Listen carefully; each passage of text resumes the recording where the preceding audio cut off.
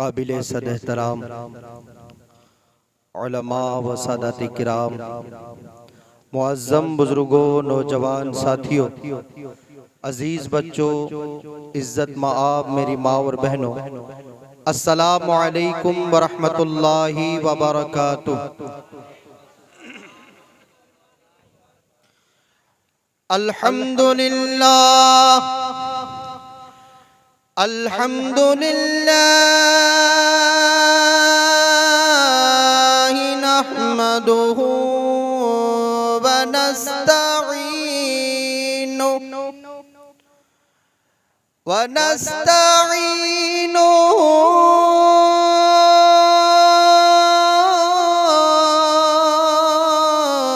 व नस्तगफिरुहु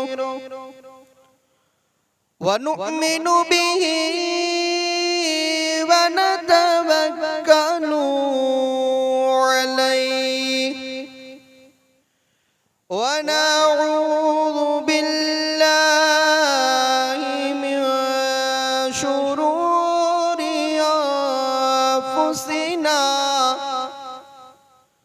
व मिन सय्यिआति अअमालिना। मन यहदिहिल्लाहु फला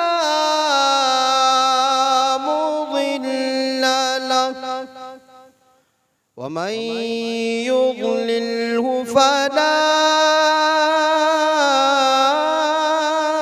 हादिय लहु व नशहदु अन्ना सय्यदिना व मौलाना मुहम्मदन अब्दुहु व रसूलुहु।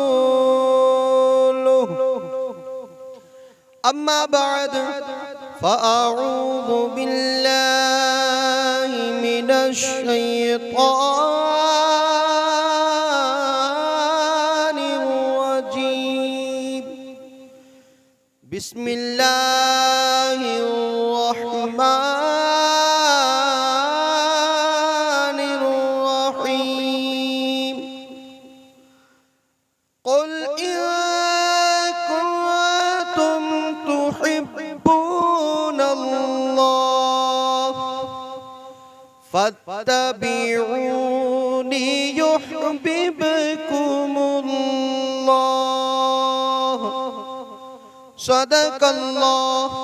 सदक़ल्लाहुल मौलानल अज़ीम व बल्लगना अला रसूलिहिन नबिय्युल अमीनुल मकीनुल करीम व नहनु अला ज़ालिका लमिनश शाहिदीन वश्शाकिरीन वल्हम्दुलिल्लाहि रब्बिल आलमीन।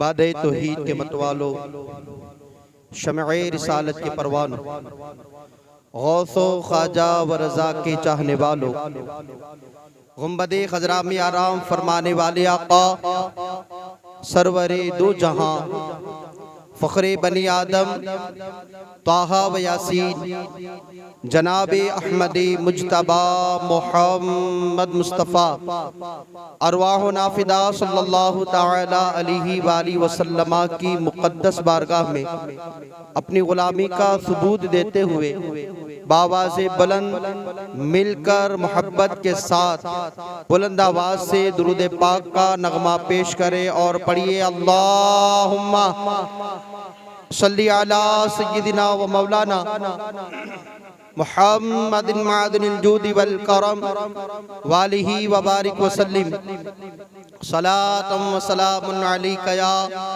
हबीबी या मक्की या मदनी या सरवरी या रसूल अल्लाह सल्लल्लाहु ताला अलैहि वसल्लम। आइए दो चार अशार से मैं अपनी तकरीर का आगाज करूं। कि मोहम्मद से वफा तूने, कि मोहम्मद से वफा तूने, तो हम तेरे ये जहां क्या चीज है, लोहो कलम तेरे। मोहम्मद की मोहब्बत दीन हक की शर्त अव्वल है। मोहम्मद की मोहब्बत दीन हक की शर्त अव्वल है। उसी में हो अगर खामी तो सब कुछ नामुकम्मल है। कहो ए मोमिनो, कहो हर रोज कितनी बार उसे याद करते हो। कहो हर रोज उसे कितनी बार याद करते हो। ख्याले उम्मते आसी 8 पहर आया। ख्याले उम्मते आसी 8 पहर आया। ए मोमिनो, रसूल पाक को दिन में कितनी बार याद करते हो, लेकिन वो मेरे प्यारे आका है कि ख्याले उम्मते आसी, गुनहगार उम्मत का ख्याल दिन में 8 पहर आता था। हर बार उम्मते मुहम्मदिया, गुनहगार उम्मत का ख्याल जहनों में घूमता रहता था कि मेरी उम्मत का क्या होगा, मेरी उम्मत का क्या होगा, मेरी उम्मत का क्या होगा। तो मोमिनो कहो, क्या तुम भी याद करते हो? दिन में कितनी बार रसूल पाक को याद करते हो? तो रसूल पाक कब याद आएंगे? जब हम नमाज पढ़ेंगे तब रसूल पाक याद आएंगे। जब हम अत्तहियात पढ़ेंगे, दुरूद इब्राहिम पढ़ेंगे, तब हमें याद आएगा कि अल्लाहुम्मा सल्ली अला मुहम्मद व अला आले मुहम्मद। तो जब नमाज पढ़ेंगे तो याद आएगी ना।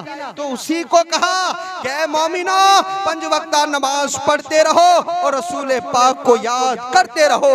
वहीं शारा शायर इस्लाम ने कहा है कि कहो हर रोज कितनी बार उन्हें याद करते हो।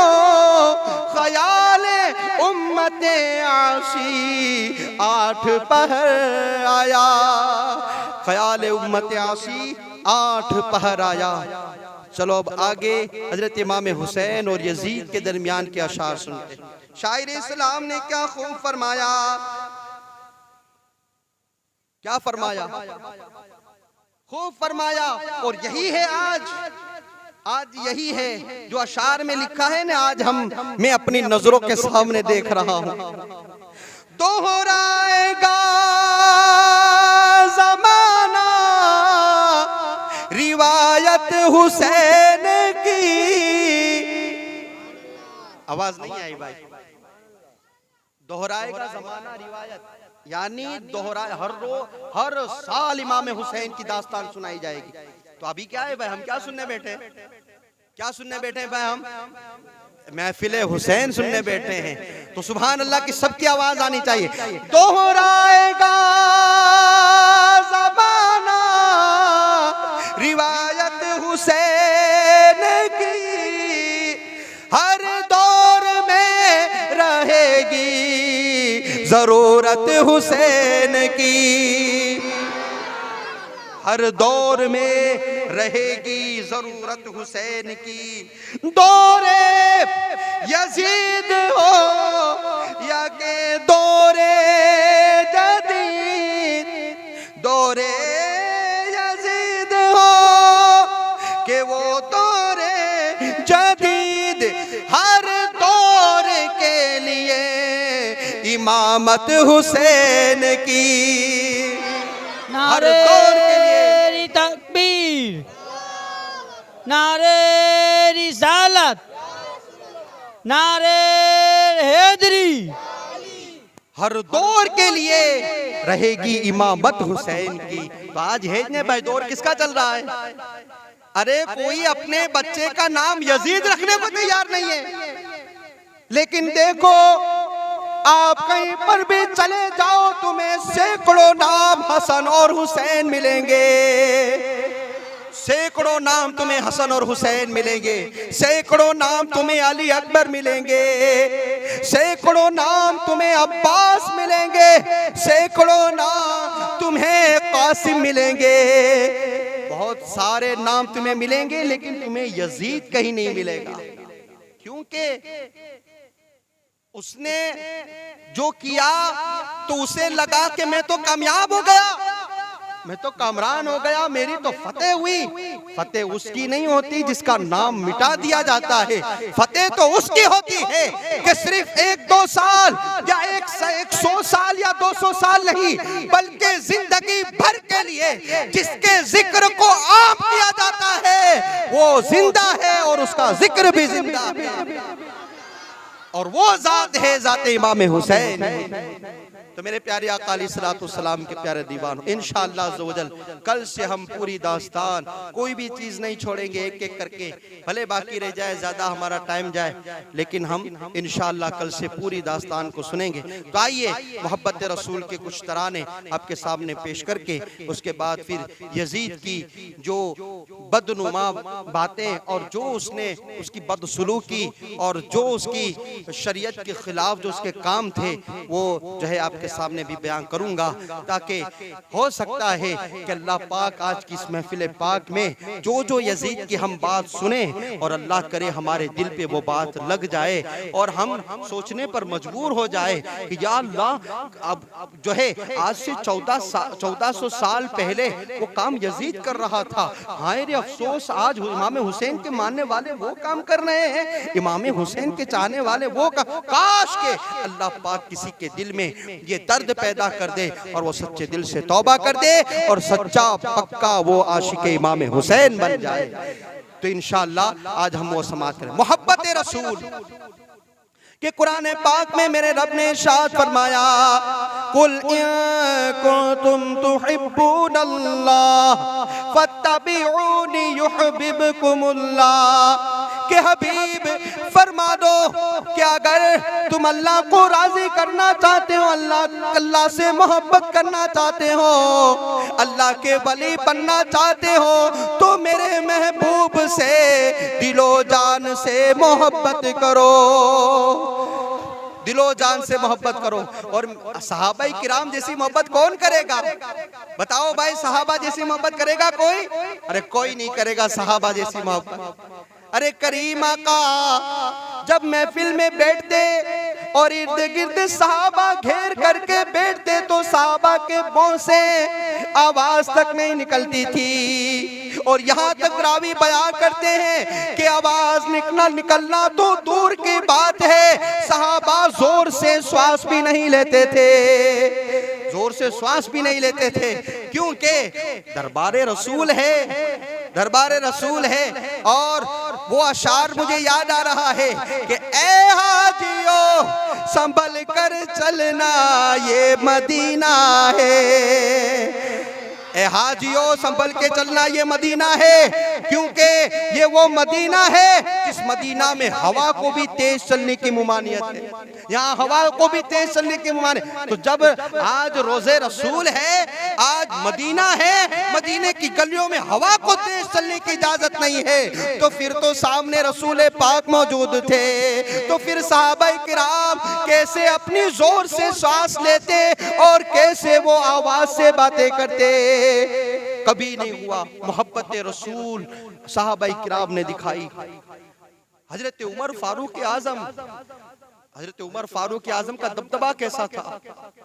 कैसा दबदबा था हजरत उमर फारूक आजम का कि जिस गली से गुजर जाते थे शैतान उस गली में नहीं जाता था, जिस गली से गुजर जाते थे तो शैतान नहीं जाता था। लेकिन अल्लाह अकबर, कुर्बान जाओ हजरत उमर फारूक आजम की मोहब्बत पर कि जब रसूल पाक के सामने आते, जब प्यारे आका के सामने आते, जब रसूल पाक के सामने कुछ बात करते तो पैरों पर खड़े नहीं रहते, बल्कि अपने घुटने जमीन पर टेक देते और हाथ जोड़ते और यूं अर्ज करते, या रसूल अल्लाह फिदा का उम्मी व अबी, मेरे माँ बाप आप पर कुर्बान हो जाए, या रसूल अल्लाह मैं ये अर्जी लेकर आया हूँ।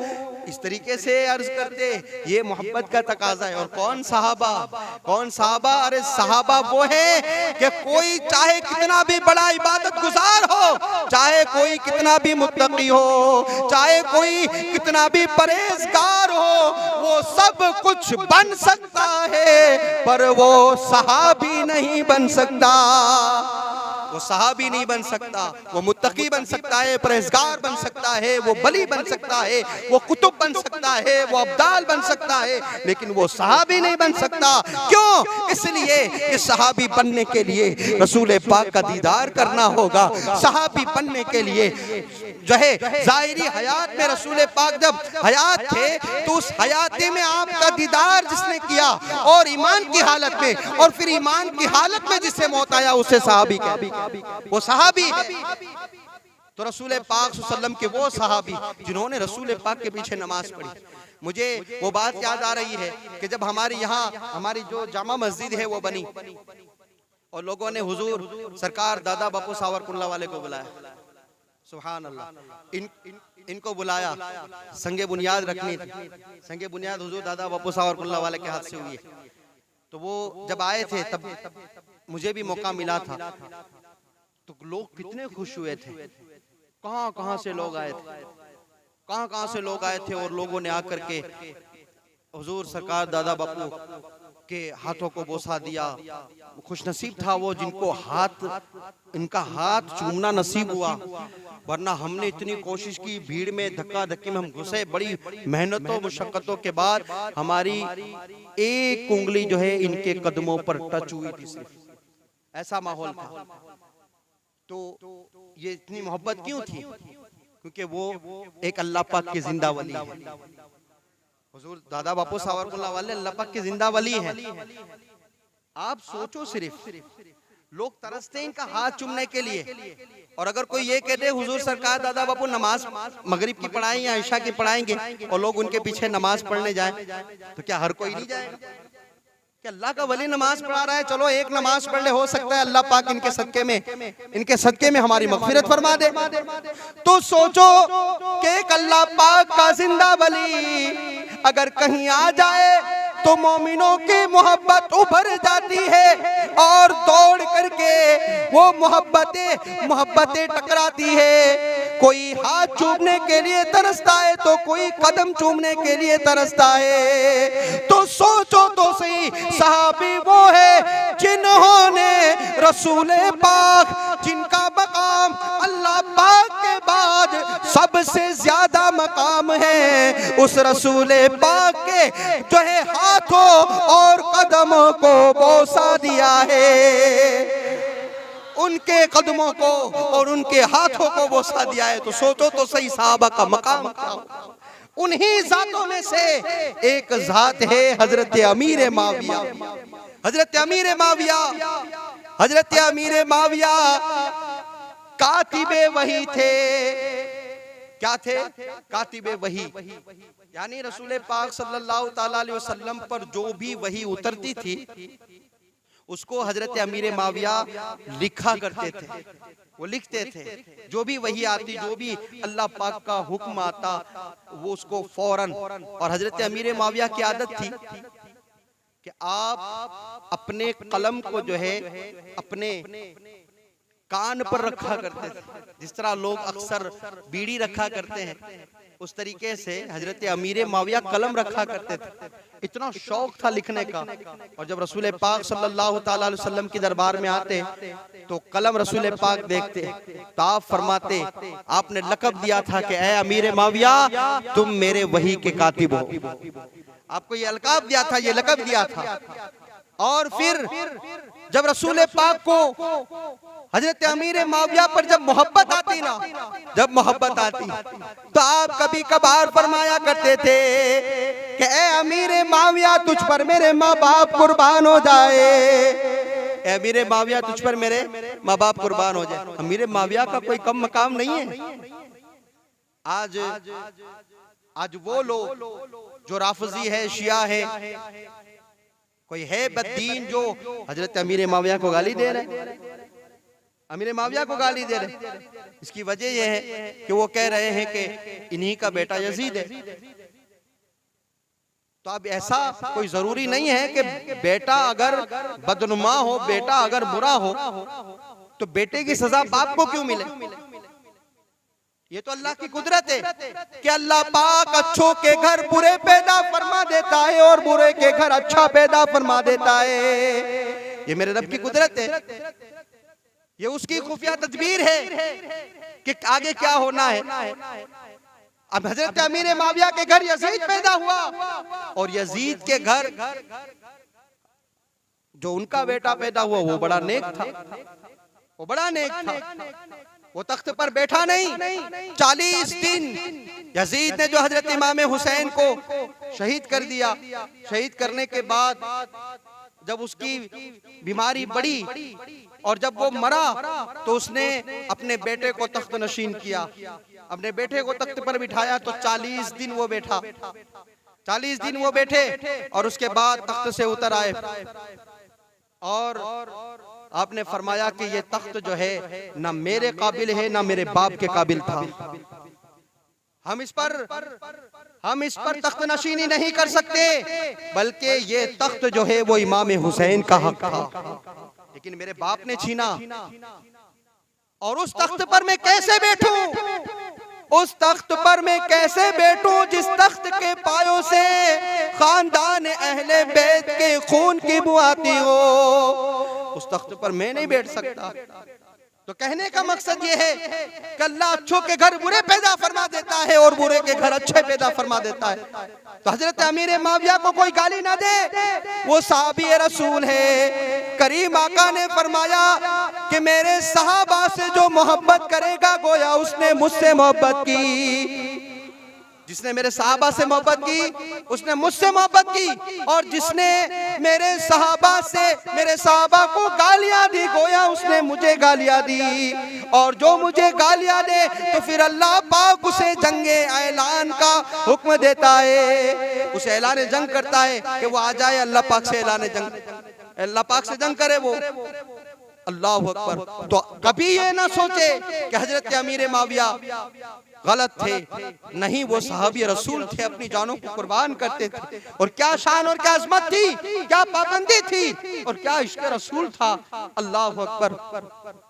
ये जो अशार मैंने पढ़े, अल्लामा इकबाल ने कहा है कि इसके बिना अधूरा है सब कि मोहम्मद से वफा तूने तो हम तेरे हैं, अगर तू रसूल पाक का हो जाए ना तो हम तुझ पर अपनी जान निछावर कर दे कि मोहम्मद से वफा तूने तो हम तेरे हैं। अरे ये दुनिया क्या है, लोहो कलम तेरे हैं, लोहो कलम का तुझे अल्लाह पाक मालिक बना देगा अगर तू सच्चा और पक्का आशिक रसूल बन जाए तो।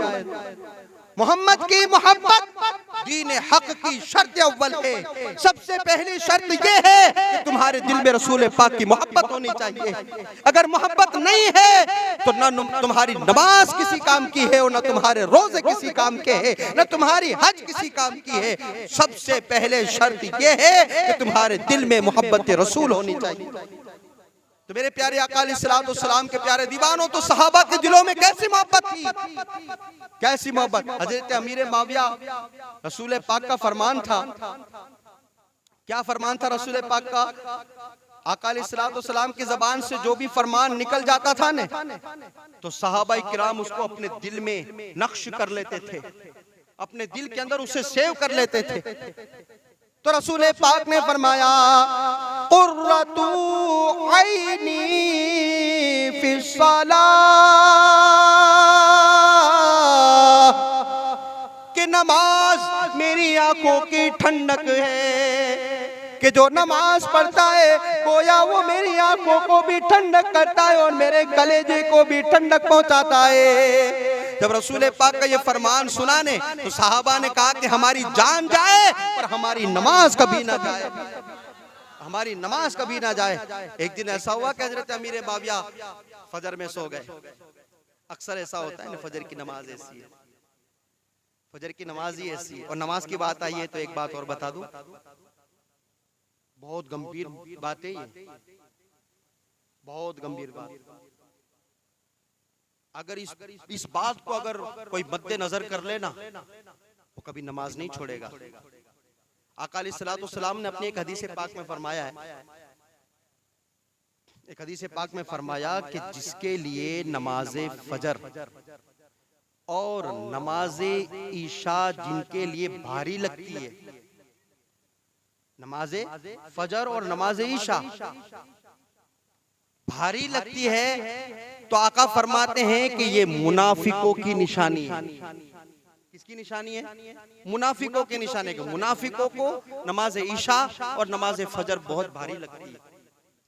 ये इनको भारी लगती थी क्योंकि ईशा की नमाज सोने के वक्त में और फजर की नमाज में तो फिर डबल नींद आती है। ऐसा लगता है जैसे कोई सोने चांदी की नींद हो, उठने का दिल ही नहीं करता। ठंडा माहौल होता है, सुबह की ठंडी ठंडी किरणें निकलती हैं, तो वो मजा ही पूरा अलग होता है। तो एक दिन ऐसा हुआ कि हजरत अमीर माविया की आंख लग गई। हजरत अमीर माविया की आंख लगी, फजर की नमाज चली गई। नमाज गई, देर से आंख खुली, जैसे ही आंख खुली देखा फजर की नमाज चली गई।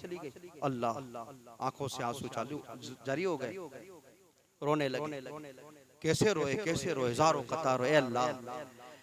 ए अल्लाह आज मुझसे खता हो गई, अल्लाह आज मुझसे गलती हो गई, अल्लाह आज मुझसे गुनाह हो गया। हालांकि जानबूझ के तो नहीं किया था, भूल से हुआ था, नींद में हुआ था, वक्त चला गया। अल्लाह मुझसे भूल हुई है, अल्लाह मुझसे खता हुई है। ज़ारो कतार रोए। पूरा दिन हजरत अमीर माविया ने खाना नहीं खाया। यही फिक्र है कि मेरे करीम रब, आज मेरी नमाज फजर गई है, मेरा क्या होगा? क्योंकि तेरे हबीब का फरमान है कि जो जानबूझकर एक नमाज छोड़ देता है तो अल्लाह पाक उसका नाम जहन्नम के दरवाजे पर लिख देता है। ए मेरे रब, मेरी नमाज छूटी है। ए अल्लाह, मेरी नमाज छूटी है, मेरे अंदर वो ताकत नहीं कि मैं तेरा अज़ाब बर्दाश्त कर सकूं। ए अल्लाह, मेरा वो नाजुक सा जिस्म है कि अगर मक्खी बैठ जाए तो मेरी नींद, मेरी आंख खुल जाती है। मुझे मच्छर काटे तो मेरे जिस्म पर फरफोले पड़ जाते हैं। तो अल्लाह, तेरे बनाए हुए बिच्छू और सांप को मैं कैसे बर्दाश्त करूंगा? ए अल्लाह, मेरी नमाज फजर छूटी है, ए अल्लाह मुझे माफ कर दे। इतने रोए, शाम तक रोते रहे। ए अल्लाह, मेरी मुझसे खता हुई है, मुझसे गलती हुई है, मेरा कसूर है, मेरा जुर्म है। तब इस तरीके से रोते रहे। अल्लाह पाक ने शाम के वक्त, पूरा दिन इस तरह निकल गया, शाम के वक्त हजरत जिब्रील को भेजा कि जाओ मेरे महबूब से कह दो कि तुम्हारा आशिक अमीर माविया आज एक नमाज की खातिर पूरा दिन रोया है, पूरा दिन रोया है। जाकर उसे बशारत दे दो कि अल्लाह ने उसे माफ फरमा दिया और एक फजर नहीं बल्कि 40 फजर का अल्लाह पाक ने उसे सवाब अता फरमाया। 40 फजर का सवाब अता फरमाया। एक फजर नहीं, 40 फजर की नमाजों का सवाब अता फरमाया। अब जब 40 फजर का नमाज का सवाब मिल गया तो हजरत अमीर माविया वापस दूसरी रात सोए और फजर का टाइम हुआ, वापस आग लगी। दरवाजे पर किसी ने दस्तक दी, दरवाजा खटखटाया किसी ने। हजरत अमीर माविया वापस उठे, या अल्लाह फिर नमाज चली गई, देखा तो नहीं, टाइम तो है। कहा कौन उठाने आया होगा? दरवाजा खोला तो कोई नजर नहीं आया। कहा कौन है भाई उठाने वाला? तो कहा कि अमीर माविया उठो, मैं शैतान हूँ। अरे शैतान, तेरा काम तो सुलाना है। अरे तेरा काम तो सुलाना है, तू उठाने क्यों आया? तेरा काम तो यह है कि फजर में जो सोया है उसके पैरों को दबा, गर्मी होती है तो ठंडी हवा कर, हाथों को दबा, उसको सहला फुसला बहला ताकि वो सोता रहे, उसे कोई फिक्र ना हो, उसे कोई टेंशन ना हो, और वो सोता रहे सुबह तक ताकि नमाज फजर कज़ा हो जाए। तेरा तो ये काम है, आज तू उठाने आया है। कहा अमीर माविया क्यों ना आऊं, क्योंकि आज भी अगर तेरी फजर गई और तू रोया तो अल्लाह तुझे वापस 40 नमाजों का सवाब दे देगा।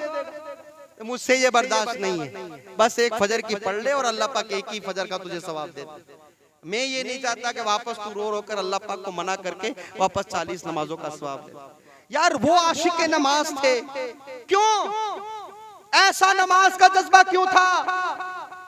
इसलिए कि रसूल पाक का फरमान था कुर्रतु ऐनी फिस्सला, कि नमाज मेरी आंखों की ठंडक है। ये फरमान था इसलिए जो है उनको शौक था और जज्बा था कि नमाज हमारी कभी ना जाए, तो नमाज न छोड़े इस्लाम के मुकद्दस शहजादों। ये एक मोहब्बत की निशानी है, ये एक मोहब्बत की निशानी है कि 5 वक्त बंदा जब नमाज पढ़ेगा तो रसूल पाक से उसका रिश्ता मजबूत रहेगा, रिश्ता मजबूत रहेगा, क्योंकि उसको याद करना है, रसूल पाक को याद करना है। कभी कुरान में आयतें पढ़ते हुए याद करना है, तो कभी कायदे में बैठ करके नबी पर दुरूद पाक पढ़ना है। तो नमाज में तो रसूल पाक को याद करना ही है, तो करो, रसूल पाक को याद करो और अपने दिल में इश्क़ मुस्तफ़ा को जगाओ। ये सहाबाए किराम ने हमें तालीम दी है कि देखो इश्क़ मुस्तफ़ा इसे कहते हैं। ये सहाबाए किराम की मोहब्बत थी। तो मेरे प्यारे आका अलैहिस्सलातु वस्सलाम के प्यारे दीवानों, मैं उम्मीद करता हूँ कि इंशाअल्लाह अज़्ज़ व जल ये बातें आपके दिल में बैठी होंगी और अल्लाह पाक आप सबको अमल की तौफीक अता फरमाए। आमीन कह दे और इंशाअल्लाह आज ही की फजर से नमाज शुरू कर दे। ताई आगे बढ़ते हैं। हजरत अमीर माविया, हजरत अमीर माविया का वो इश्क़ रसूल है कि आपका जब विसाल का वक्त करीब आया, विसाल का वक्त करीब आया, तो एक दिन ऐसा हुआ था कि रसूल पाक बैठे हुए थे और आप नाखून काट रहे थे, नाखून काट रहे थे। मैं बात ये बताऊं कि आज हमारी मस्जिदों में रसूल पाक के बाल मुबारक है ना, कई मस्जिदों में, हमारी जामा मस्जिद के अंदर भी रसूल पाक के बाल मुबारक है और ऐसी कई मस्जिदों में है। तो बाल मुबारक जब बाहर निकलते हैं तो लोगों की मोहब्बतों का क्या आलम होता है, हुजूम होता है, लाइन लगी होती है, देखने को लोग तरसते हैं कि बाल मुबारक रसूल पाक के देखने को मिल जाए। हम रसूल पाक के दौर में, रसूल पाक के ज़माने में जन्म तो हमने नहीं लिया, लेकिन हम आखिरी दौर में आए हैं, तो कम से कम रसूल पाक के बाल मुबारक का तो दीदार हो जाए कि बाल मुबारक कैसे, तो हम देखने के लिए हमारी भीड़ लगती है। फिर चाहे हमें कोई 2 घंटा वहां खड़ा रखे तो हम 2 घंटा खड़े रहकर भी रसूल पाक के बाल मुबारक का दीदार करते हैं।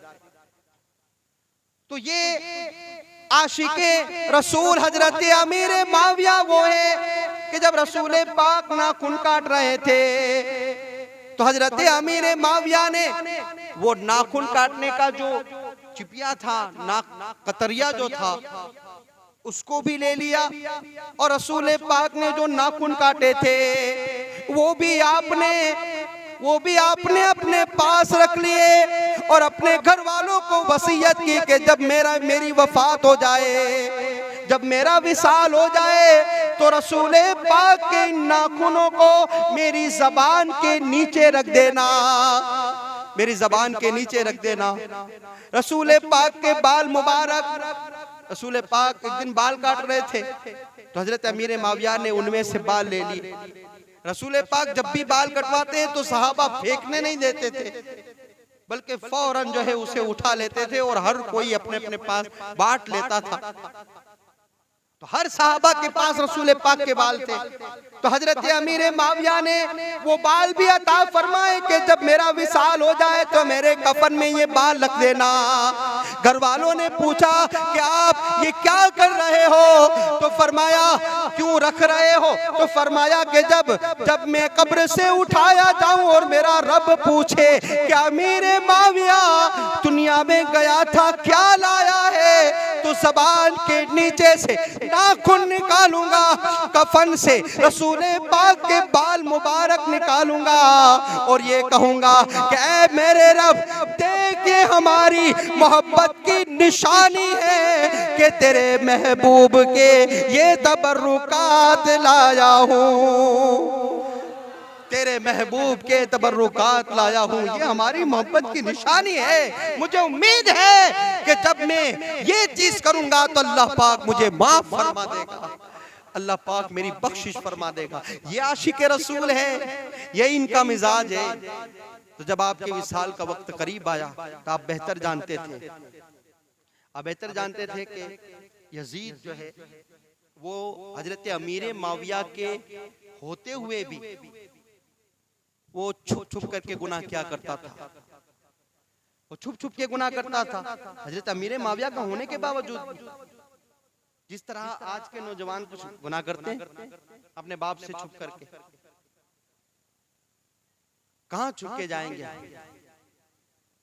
गुनाह जो छुप के कर रहा है वो चलो बाप से छुप लेगा, वो दोस्तों से छुप लेगा, वो गांव के पटोलों से छुप लेगा, बड़ों से बुजुर्गों से छुप लेगा, वो हर किसी से छुप लेगा।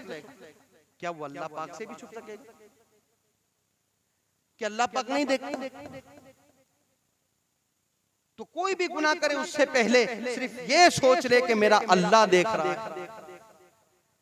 बाप क्या कर लेगा? बाप एक थप्पड़ मारेगा, चलो घर से निकाल देगा, चलो खाना छुड़वा देगा। दूसरा क्या करेगा? बाप दूसरा कुछ नहीं कर सकता। फिर चंद दिनों में समाधान हो जाए, फिर वापस तुम घर में आ जाओ, ये हो सकता है। लेकिन आप जानते हैं कि आप अगर गुनाह करो और अल्लाह अगर चाहे, अगर अल्लाह पाक चाहे, अल्लाह पाक चाहे कि तू 2 कदम न चले तो ताकत नहीं है कि हम 2 कदम चल जाए, ताकत नहीं है। ये मेरे रब की कुदरत है, वो हर चीज पर कादिर है। वो चाहे कि तुम्हारे गले से खाने के निवाले ना गुजरे तो ताकत नहीं है कि कोई खाना अपने पेट में उतार ले। अगर अल्लाह चाहे कि तुम्हारे गले से पानी ना उतरे, तो जिन गलों से खाना जा रहा है ना, इतने बड़े बड़े निवाले जा रहे हैं, फिर उस गले से फिर पानी भी ना गुजरे अगर अल्लाह चाहे तो कभी कभार ये ख्याल करना गुनाह करते वक्त के मेरा रब मुझे देख रहा है जो सब कुछ कर सकता है, और मैं उस इंसान से डर रहा हूं जो कुछ नहीं कर सकता, और उससे नहीं डरता जो सब कुछ कर सकता। तो इतना ख्याल करे। तो हजरत अमीर माविया के होने के बावजूद भी यजीद छुप छुप के गुनाह क्या करता था। अब यजीद का गुनाह क्या था, आइए वो समाप्त करते हैं। यजीद एक बदनुमा मुसलमान होने का एक धब्बा था। जब वो पैदा हुआ था, तभी उसकी शक्ल बिगड़ी हुई थी, उसकी शक्ल बिगड़ी हुई थी, और इतने बद अखलाक का था, इतने बद किरदार थे उसके, इतनी बुराइयां थी कि आज अगर उसको बयान किया जाए तो हमें भी शर्म महसूस हो। अगर हम उसकी बुराइयां सुने तो शर्म महसूस हो, फिर भी आज उसका जिक्र होगा। चंद बातें आपके हुजूर पेश करूंगा कि सबसे बड़ी बात तो यह है, सबसे बड़ी बात तो यह है कि जिस माँ ने हमें जन्म दिया है ना, जिस माँ ने हमें जन्म दिया, उस माँ की हम बड़ी कदर करते हैं, हम बड़ी मोहब्बत करते हैं। फिर अगर ऐसा होता है कभी हमारी सगी माँ, अगर हमारी सगी माँ दुनिया से रुखसत हो जाए हमारे बचपन ही के अंदर और हमें मालूम नहीं है, खबर नहीं है, और फिर अगर दूसरी सौतेली माँ अगर हमारी आए तो हम उस माँ को भी अपनी वो माँ का दर्जा अता करते, वो माँ का दर्जा देते। कभी बदनजरी से हम नहीं देखते, कभी बुरी नजर से हम नहीं देखते, लेकिन यजीद वो बदबख्त था कि जिसने अपने वक्त में सौतेली माँ से निकाह करना जायज कहा था। सौतेली माँ से निकाह करना जायज, बहन बेटियों से मुबाशरत करना जायज, ये यजीद का किरदार था। यजीद खुले आम शराब पीता था, शराबों की महफिलें लगाता था, वो रंडियों को नचवाता था, वो गाने सुनाने वालियों को बुलाता था, उनको नचवाता था और उनसे गाने सुनता था। सबसे पहले अगर किसी ने नमाज छोड़ी है तो वो यजीद ने छोड़ी है। सबसे पहले बेनमाजी अगर कोई बना है तो वो यजीद बना है। और सबसे पहले अगर चेहरे पर किसी ने उस तरह फेरा है, अगर चेहरे पर किसी ने मशीन फेरा है तो सबसे पहले यजीद ने फेरा है। यजीद दाढ़ियां कटवाता था, ये उसके किरदार थे। और शराब पीना तो आम था उसका, आम शराब पीना था उसका। और कहां कहां उसने शराब नहीं पी। मदीने मुनव्वरा की पाक सरजमीन को भी यजीद ने नहीं छोड़ा। मदीना शरीफ की पाक सरजमीन, कौन मदीना, कौन मदीना कि जिसके बारे में शायर इस्लाम फरमाते हैं, दिखा दे वो मदीना कैसी बस्ती है, मौला दिखा दे वो मदीना कैसी बस्ती है, जहां पर रात दिन तेरी रहमत बरसती है। कि मौला तेरे महबूब के जिस मदीने में रात दिन रहमत बरसती है, ऐ मेरे पाक परवरदिगार आलम वो मदीना हमें दिखा दे। हमारी दिलों की ये दुआएं होती है कि अल्लाह वो मदीना हमें दिखा दे। लेकिन यजीद पलीद ने वो मुबारक मदीना, वो मदीना मुनव्वरा, वो मदीना शरीफ कि जहां पर रब की रहमतें उतरती हो, उस लई ने मदीने जाकर भी शराब पी है। अल्लाह अकबर, मदीने जाकर के शराब पिया उस बदबख्त ने। एक दिन ऐसा हुआ कि हजरत अमीर माविया हयात थे और आपने हजरत अमीर माविया के पास जब खिलाफत गई ना, तो आप दमिश्क की जामा मस्जिद के इमाम थे, दमिश्क में थे। तो दमिश्क से हजरत अमीर माविया ने यजीद को मदीना शरीफ भेजा कि जा तू हज करता। यजीद को भेजा कि तू हज करके आ। उसने काबतुल्लाह मुअज्जमा में कई दिन गुजारे और फिर वो मदीना शरीफ में आया। अब मदीना शरीफ के अंदर उस बदबख्त ने एक मदीना शरीफ से थोड़ी ही दूर, रोज़े रसूल से थोड़ी दूर एक मकान रखा हुआ था जो एकदम पैक था, और उस मकान के अंदर वो अपनी फौजों को साथ में रखता और फिर वहां शराब मंगवाता और वो शराब पीता था। तो रसूल जो हजरत इमाम हुसैन जो है वो मदीना शरीफ के अंदर थे। तो आपको इत्तला मिली, आपको खबर मिली कि यजीद अमीर माविया का बेटा यजीद आया हुआ है। तो जाहिर सी बात है कि अमीरुल मोमिनीन थे, हजरत अमीर माविया जो है वो मुसलमानों के खलीफा थे। तो जाहिर सी बात है कि खलीफा की ताजीम बहुत ज्यादा होती थी। तो इमाम हुसैन को मालूम हुआ कि अमीरुल मोमिनीन हजरत अमीर माविया का बेटा यजीद आया है, तो चलो हम जाएं, हमारी जिम्मेदारी बनती है कि वो मदीना शरीफ में आए तो हम जाकर के इनसे मुलाकात करें, हम जाकर के इनके हालात पूछे, इनकी खबर पूछे। और ये तो खानदान अहले बैत में मौजूद था। खानदान अहले बैत में ये तो था ही पहले कि मेहमान नवाजी बड़ी दिलेरी के साथ करते थे। कोई मेहमान आता था तो उन पर अपनी जानें निछावर कर देते थे, घर का सब कुर्बान कर देते थे मेहमानों पर। तो देखा कि यजीद आया हुआ है, तो चलो इमाम हुसैन ने कहा कि हम मुलाकात कर लें। एक सहाबी का बेटा आपके साथ था, वो साथ लेकर के चले और आप वहां पर पहुंचे। पता किया कि यजीद कहाँ है, तो किसी ने बताया कि फला जो है मकान रखा हुआ है और वहां पर वो रहता है। तो आप वहां से आते आते उस मकान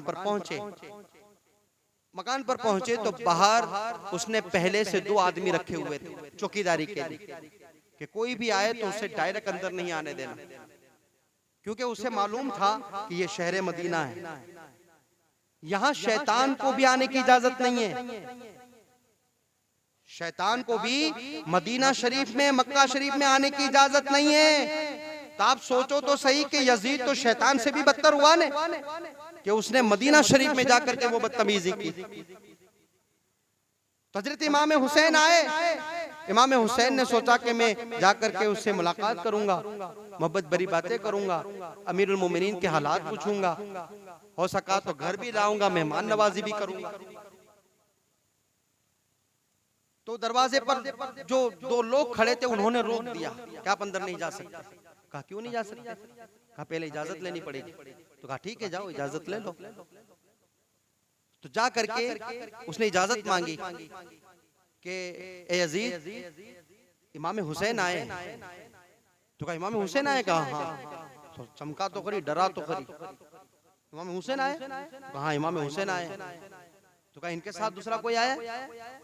तो कहा हाँ इनके साथ एक दूसरे भी सहाबी मौजूद है। तो कहा ऐसा करो वो सहाबी जो है ना उनको रोक दो और इमाम हुसैन को अंदर आने दो। क्यों ऐसा किया कि वो सहाबी को अंदर नहीं आने देना और इमाम हुसैन को अंदर आने दो? इसकी वजह यह थी कि वो जो सहाबी इमाम हुसैन के साथ आए थे उनको मालूम था कि शराब कैसी होती है और इमाम हुसैन को नहीं मालूम था। इमाम हुसैन ने जिंदगी में, अपनी पूरी जिंदगी में कभी शराब नहीं देखी थी कि शराब कैसी होती है, कभी सूंघा नहीं था कि शराब कैसी होती है, शराब की बदबू कैसी होती है। तो यजीद को ऐसा था कि इमाम हुसैन को अंदर बुलाऊंगा, उन्हें मालूम तो नहीं होगा कि ये शराब है, लेकिन अगर वो सहाबी आए तो वो पहचान जाएंगे कि ये शराब है, इसलिए वो सहाबी को नहीं आने देना, इमाम हुसैन को आने दो। तो हजरत इमाम हुसैन अंदर आए। तो हजरत इमाम हुसैन आए तो इमाम हुसैन ने क्या देखा कि उसके हाथ में बोतल है और वो गटगटा रहा है, वो पी रहा है और उसके साथ में जो है वो सब भी पी रहे हैं। इमाम हुसैन ने पहले जब देखा तो जो है आपको पहले ताज्जुब हुआ, अब चौंक गए, या अल्लाह ये किस जगह पर आ गया हूं मैं, चौंकते क्यों नहीं? इमाम आली मकाम इमाम हुसैन चौंकते क्यों नहीं? क्योंकि ये सबसे बड़ा बदतरीन गुनाह था और अल्लाह पाक ने खानदान अहले बैत को गुनाहों से पाक कर दिया है। खानदान अहले बैत जो पंजतने पाक थे उनको गुनाहों से पाक कर दिया था। अल्लाह पाक कुरान पाक में भी फरमाता है कि बेशक अल्लाह पाक यही चाहता है कि वो अहले बैत से हर नापाकी को दूर फरमा दे और अहले बैत को पाक को साफ फरमा दे। ये अल्लाह पाक कुरान पाक में खुद फरमाता है। तो चौंके क्यों नहीं, घबराए क्यों नहीं? क्योंकि वो बदतरीन गुनाह था जो शराब का था। आप चौंके, आप रुक गए, या अल्लाह ये क्या चीज है? आपने कभी शराब को देखा नहीं था, शराब की बदबू सूंघी नहीं थी, लेकिन फिर भी वो नवासे रसूल पहचान गए कि ये यजीद शराब ही पी रहा है। तो यजीद ने देखा इमाम हुसैन आए तो वो भी ताजीम के लिए खड़ा हुआ और उसने इमाम हुसैन से मुलाकात की, हाथ मिलाए और तख्त पर बिठाया। इमाम हुसैन बैठ तो गए लेकिन दिल में बेचैनी और बेकरारी है, दिल में बेचैनी और बेकरारी, लेकिन मालूम तो नहीं था कि ये शराबी है। एक शक था और शक को दुरुस्त तो नहीं कह सकते थे, शक था ना कि भाई शराब है या दूसरी वो शरबत पी रहे, क्या पी रहे क्या मालूम। डायरेक्ट इमाम हुसैन नहीं कह सकते थे कि तुम शराबी पी रहे हो, लेकिन एक उनका जो तकवा, उनकी परहेजगारी थी, वो तकवा और परहेजगारी ने बता दिया कि ये शराब है। दिल में बेचैनी और बेकरारी है कि ये जो पी रहा है वो शराबी है। कहा यजीद ये क्या है? कहा ये तो जाम है, ये तो शरबत है। कहा ये शरबत है। कहा यजीद मुझे नहीं लगता कि ये शरबत है। कहा हाँ नहीं ये शरबत है, लो आप भी पियो, आप भी पियो। एक गिलास और भरा और इमाम हुसैन की तरफ बढ़ाया और कहा कि लो तुम भी पियो, ये शरबत है। वाकई में सच कह रहा हूं कि ये शरबत है। हजरत इमाम आली मकाम ने उसके चेहरे की तरफ देखा और वो निशानियां तो मालूम थी कि बंदा जब शराब पी लेता है तो उसकी पोजीशन क्या होती है, उसकी आंखें लाल हो जाती है, उसके मुंह से बदबू आती है और वो ओलने डोलने लगता है, सही से चल भी नहीं पाता कि बैठ भी नहीं पाता। वो पूरे मनाजिर जो है इमाम हुसैन के सामने है। जैसे ही वो गिलास आगे बढ़ाया, इमाम हुसैन जलाल में आए, कहा यजीद यजीद इसे दूर रख, क्या तू मुझे बच्चा समझता है? ए यजीद मैं जानता हूं कि तू शराब पी रहा है। ए यजीद देख तो सही कि तू किस सरजमीन पर शराब पी रहा है। वो मेरे प्यारे नाना जान का ये मदीना है कि जहां पर शैतान को आना भी रवा नहीं है। और ए बदतरीन यजीद, तूने सरजमीन मदीना को भी नापाक कर दिया। सरजमीन मदीना को भी तूने शराब से नापाक कर दिया, यहाँ भी तूने बदफेलिया की। ए यजीद, और तू मुझे बच्चा समझता है कि मुझे नहीं मालूम कि शराब क्या होता है? ए यजीद, मैं वो हुसैन हूँ कि जिस हुसैन की रगों में मौला अली शेर खुदा का खून और फातिमा तो ज़ोहरा का दूध दौड़ रहा है। मैं वो हुसैन हूँ कि जिस हुसैन ने पैदा होते ही नाना जान की गोद को पाया। मैं वो हुसैन हूँ कि जिस हुसैन के मुंह में नबियों के सरदार ने अपना लुआबे दहन डाला है, कि जिस रसूल ने हुसैन के मुंह में लुआबे दहन डाला है। मैं वो हुसैन हूँ कि जिसको रसूल पाक ने अपने कंधों पर बिठा करके मदीने की गलियों में घुमाया है। हुसैन ने अपना बचपना रसूल पाक की गोद में गुजारा। हुसैन ने अपनी चढ़ती हुई जवानी भी रसूल पाक के पास गुजारी। मैं वाली शेर खुदा का लाल हूँ। तू क्या समझ रहा है कि क्या हम तुमसे समझौता कर लेंगे, हम तुम्हारी बात रख लेंगे? नहीं यजीद, इस हाथ में तू गिलास पकड़ने को कह रहा है? यजीद ये वो हाथ है जिस हाथ को रसूल पाक ने बार बार चूमा है। ये वो हाथ है जिस हाथ को तमाम उम्मतों के सरदार हजरत अबू बकर सिद्दीक ने चूमा है। अदलो इंसाफ के धनी हजरत उमर फारूक आजम ने चूमा है। सखावत के सरदार हजरत उस्मान गनी ने चूमा है। इन हाथों को प्यार और मोहब्बत से मौला अली शेर खुदा ने चूमा है। और ए यजीद, तुझे शर्म नहीं आती कि तू इस हाथ से शराब पकड़ने को कह रहा है? हुसैन अपनी जान तो दे सकता है लेकिन शरीयत के खिलाफ कोई काम नहीं कर सकता। शरीयत के खिलाफ कोई काम नहीं कर सकता। ए इस्लाम के मुकद्दस शहजादों, ए अपने हाथों में बड़ी बड़ी शराबों की बोतलें लेकर के पीने वालों, क्या कह रहे इमाम हुसैन? इमाम हुसैन क्या कह रहे यजीद को? यजीद, जान तो दे दूंगा लेकिन शरीयत के खिलाफ कोई काम नहीं करूंगा। इस्लाम ने जिस चीज को हराम किया है उस चीज को हुसैन हाथ नहीं अड़ेगा। आज इमाम हुसैन के खुद को आशिक कह रहे हो और शराब की बोतलें गटगटा रहे हो। शराब नहीं तो दूसरी चीज जो घूमने जाते हैं वहां क्या पिया जाता है? बियर। शराब नहीं तो बियर का नाम देते। हम कहाँ शराब पीते, हम तो बियर पीते। तो बियर तो गुलाब का शरबत है। हमारे लिए गुलाब का शरबत है। बियर भी तो नशा है। बियर भी नशा। घूमने के लिए हमारे नौजवान जाते हैं, कुछ माँ बाप 5-10 हजार रुपए दे देते हैं, ओह तो आसमान में उड़ते हैं। 5-10 हजार रुपये खाली हो तो घर पे आवे ना, तो वो शराब के नाम पर बियर। नशे वाली कोई भी चीज हो नशे वाली। अगर कोई बीड़ी पीता है और अगर बीड़ी का भी नशा उसे चढ़ता है तो समझो कि वो भी हराम है। नशा चढ़ता है तो हराम। नशे वाली कोई भी चीज हो वो इस्लाम के अंदर हराम है। बंदे को नशा चढ़ेगा तो बंदा बेख्याल हो जाएगा, न जाने क्या कर सकता है। कहां कहां उसका हाथ उठ सकता है, कौन कौन से गुनाह कर सकता है, कोई नक्की नहीं।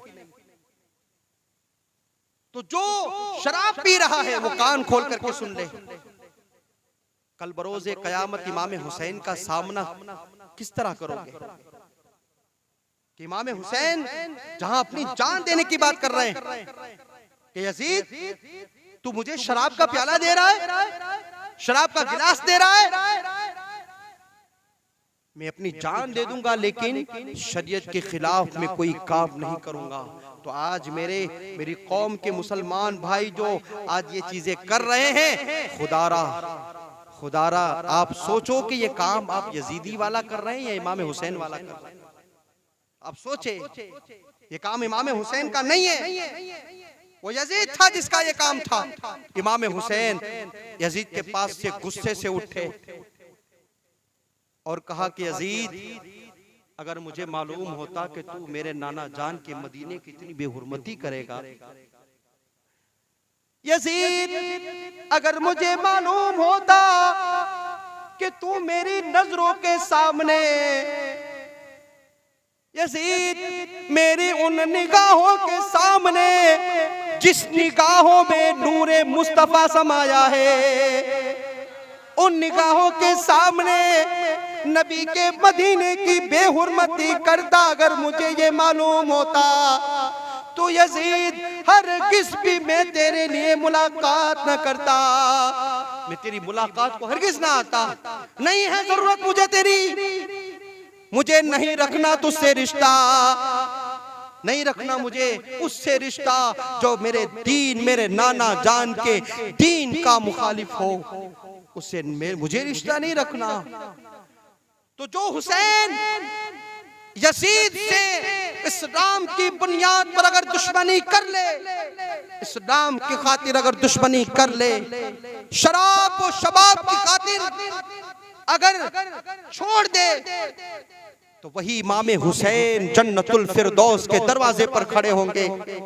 और आज ऐ इस्लाम की मुखालिफत करने वालों, ऐ इस्लाम में हराम चीजें होने के बावजूद भी उसको पीने वालों, याद रखो अगर इमाम हुसैन ने जन्नतुल फिरदौस के दरवाजे पर रोक लिया और कह दिया कि तू तो वही है कि तूने अपनी जिंदगी शराब और शबाब में गुजारी है, तुझे मैं जन्नत में नहीं जाने दूंगा, तो फिर कौन सी ऐसी ताकत है कि जो ताकत तुझे जन्नत में भेज दे? कौन ऐसा है जो तेरी सिफारिश कर दे? कौन है जो तेरी माफी दिलवा दे? तो खुदारा सच्चे दिल से तौबा करो और शराब को छोड़ दो, अल्लाह के हुजूर सच्चे दिल से तौबा करो कि आज के बाद नहीं पिएंगे। कयामत कोई दूर नहीं है, कयामत की निशानियां जाहिर होने लगी हैं, जलजले आने लगे हैं, भूकंप आने लगे हैं, खतरनाक तूफान आने लगे हैं। अल्लाह पाक की कुदरत हमें कयामते सुगरा दिखा रही है कि देखो इतना वक्त लगेगा कयामत आने में। और जब आएगी कयामत और जब हम अल्लाह के हुजूर पेश होंगे तो फिर अफसोस के अलावा कुछ नहीं होगा। आज इमाम पाक इमाम हुसैन की महफिल में आए हैं तो अपने आप को हाजिर करो, सच्चे दिल से तौबा करो और अल्लाह पाक से इसी महफिल में दुआ मांगो कि अल्लाह आज से हम तौबा करते हैं, तुझे इमाम हुसैन का वास्ता हमारी खताएं माफ कर दे, हमारी खताओं को दरगुजर फरमा दे और हमारी तौबा को कबूल फरमा दे। जो बेनमाजी है वो भी सोचे, जो अपनी दाढ़ियां कटवा कर गटरों में फेंक रहे हैं वो भी सोचे कि सबसे पहले दाढ़ी कटवाने का काम यजीद ने किया था। और मेरे करीब आका ने निशानी बताई थी कि एक शख्स है जो मेरी सुन्नतों को अपने पीठ पीछे फेंकेगा, और वो इशारा किसी और की तरफ नहीं बल्कि यजीद की तरफ था। एक पैदा होगा, एक बदबख्त पैदा होगा, एक लईन पैदा होगा जो मेरी सुन्नतों को ठुकराएगा, मेरी सुन्नतों को पीठ पीछे फेंकेगा। तो यजीद था कि जो रसूल पाक की सुन्नतों को पीठ पीछे जिसने फेंका।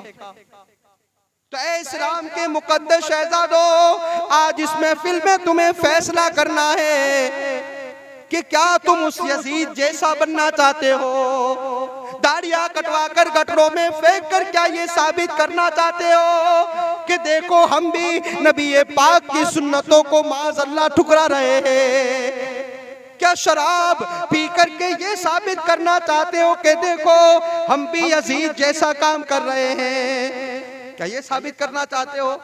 नहीं, खुदारा खुदारा खुदारा अपनी जान पर रहम करो। हम अल्लाह पाक का अज़ाब बर्दाश्त नहीं कर पाएंगे। हमारा ये नाजुक सा जिस्म, ये हमारा नाजुक सा जिस्म कि अगर चाकू चलाए और चाकू जिस्म पर लग जाए तो हमारी चमड़ी को काट देता है, हमसे वो बर्दाश्त नहीं होता। आज जिन जिन को आंखों की तकलीफ आई है, जिनकी आंखें आई है, उनसे पूछो दर्द कितना होता है। वो थोड़े दिन के लिए तुम्हारे पास वो बीमारी आई है, वो आंखों की, वो आंख का दर्द तुम बर्दाश्त नहीं कर सकते। तो याद रखो कि जो 70 हजार साल तक के जिसका दर्द नहीं जाएगा, वो अजाब तुम कैसे बर्दाश्त कर सकोगे?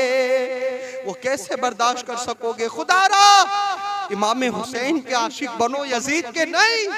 यजीद के किरदार पर न चलो। बाजारों में बदनजरिया करना छोड़ दो, बदनिगाहिया करना छोड़ दो, जिनाकारिया करना छोड़ दो, मोबाइल में बुरी चीजें देखना छोड़ दो, शराबो शबाब छोड़ दो और सच्चे और पक्के आशिक इमाम हुसैन बन जाओ।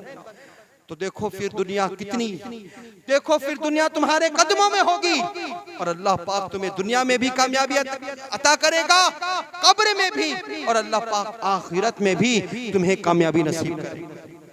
तो सच्चे दिल से तौबा करें, इंशाअल्लाह अज़्ज़ व जल अल्लाह पाक बहुत सारी बरकतें नसीब फरमाएगा। तो ये यजीद के किरदार थे जो मैंने मुख्तसर आपके हुजूर पेश किए। अब हजरत अमीर माविया, आपके विसाल का वक्त करीब आया। आपने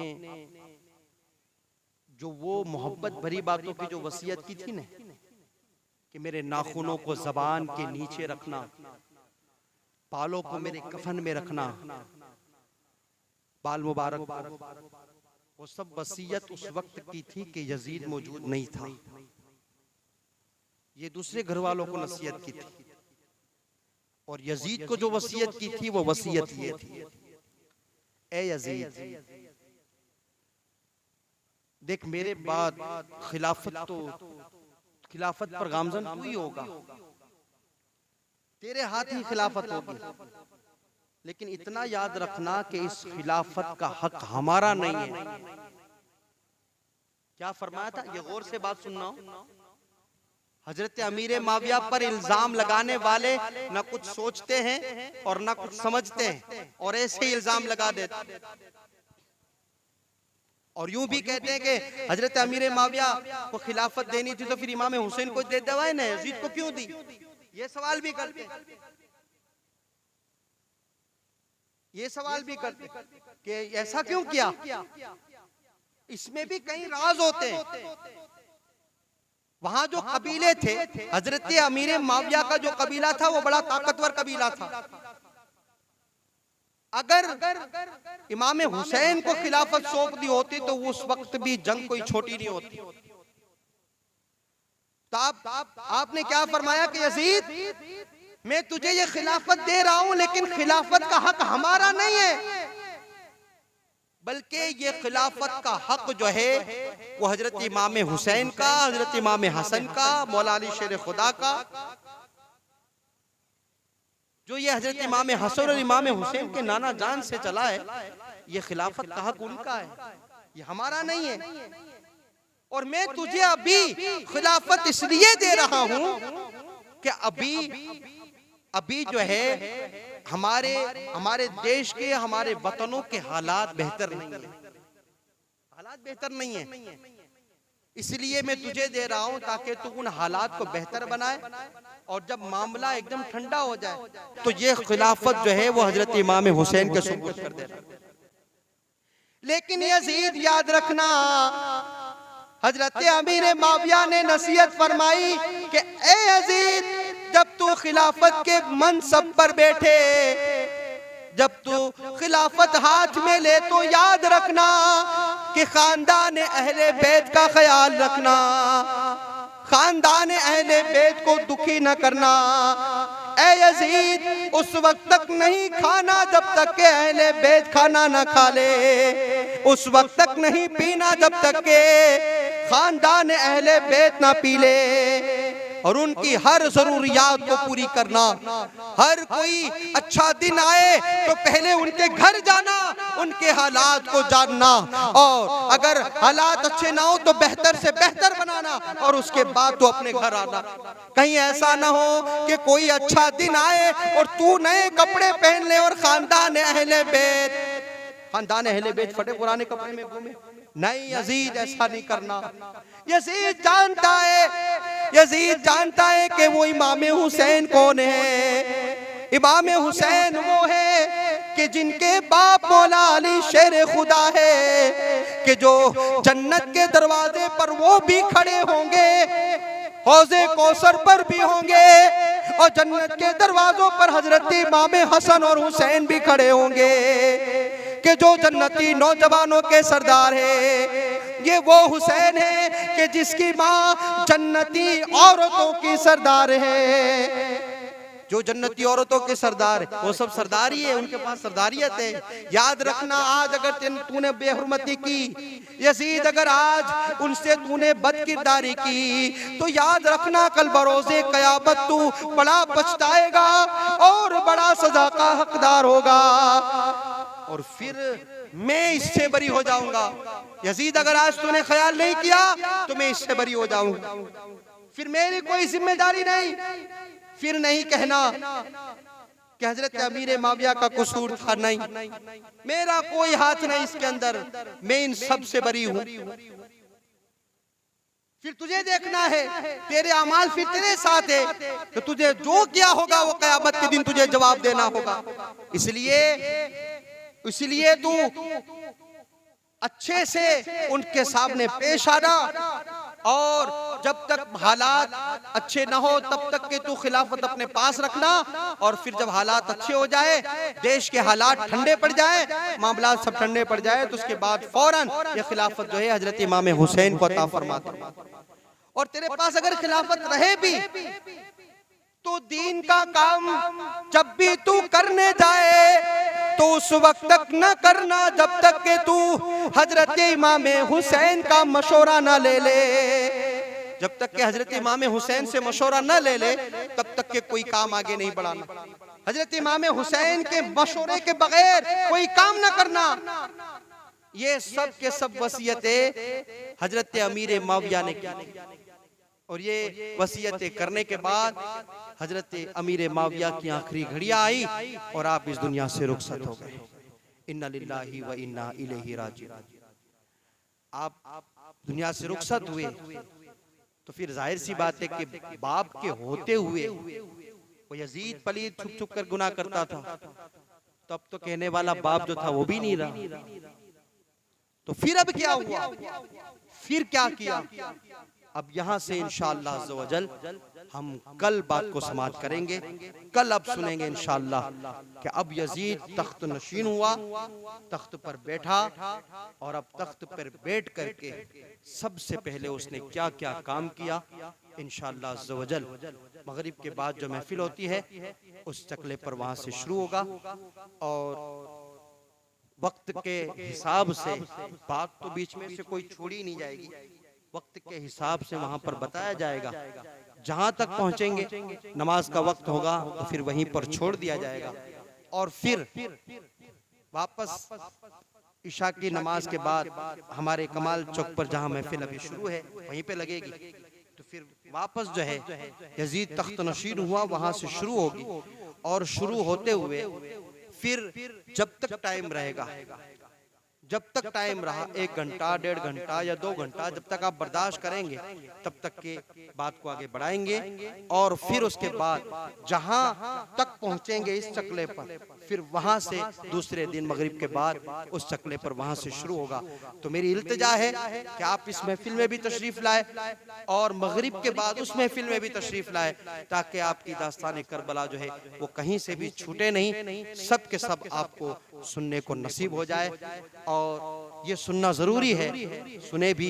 और कई बातें उसके अंदर ऐसी भी आएंगी जो हमारे दिल को तड़पा देंगी, तो उस पर हमें दुख भी करना है और हो सका तो उस पर अमल करने की भी कोशिश करनी है। दुआ है अल्लाह पाक की बारगाह में, अल्लाह पाक जो कुछ भी बयानात हुआ, वाज़ो नसीहतें हुई, मौला उसमें गलतियाँ, खताएं, लग़्ज़िशें हुई हो, अल्लाह पाक गलती कोताहियों को माफ़ फरमाए, खताओं को दरगुजर फरमाए। मेरे करीब मौला जो जो बयानात हुआ, वाज़ो नसीहतें हुई, अल्लाह पाक सबसे पहले उस पर मुझे अमल की तौफीक अता फरमाए। उसके बाद हम तमामी मुसलमान भाइयों, बहनों, बच्चों को अमल का जज्बा अता फरमाए। अल्लाह पाक हमारी इस जिक्र को अपनी बारगाह में कबूल फरमाए। वाखिर दावाना अल्हम्दुलिल्लाहि रब्बिल आलमीन।